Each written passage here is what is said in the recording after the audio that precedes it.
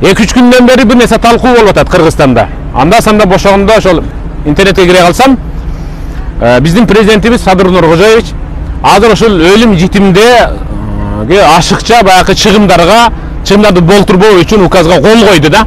Анан мурдагы жеп көнүп калгандар эми кичине сын пикир айтып атат да. Сөз ушул менен 96 адам колдойт болуш керек деп атам да. Сөзсүз түрдө эт жешибиз үчүн бир тууганыбыз өлүш керекпи?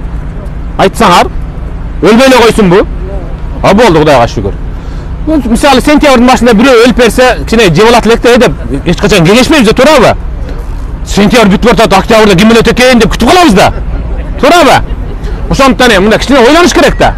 Силер дагы мына умрага келген инсан катары аталар, абалар, койгула мына ысырапкерчилик. Мына карагыла азыр мынакей. Ушунча 96 адамга мына жупулуу гана бир момунда болгон ысык темир термоста аш келди. Мен чынын айтканда курсам жаман катып ашты эле. Өзүм эле жеп кое турган болдум эле да мунучу. Ашып калды азыр мисалы мынакей. Көрдүңүзбү? Карасаңыз эми мындай.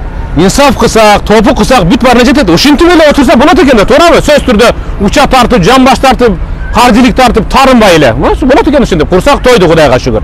Алхамдулилlah. Мен ушул учурдан пайдаланып, ошол президентибиз Садыр Нуркожоевичтин ушул указына аябай колдоп атам. Ушул ыйык Мекке шаарында умра кылып жүргөн ушул кыргызстандыктар катары баарыбыз колдойлу, дуа кылалы, жүзөгө ашып кетсин. Алла таалам береке берсин. Келечек муун эң бай жана бардар ыйманда, инсафта, хидаятта жашашына биз дуа кылалы.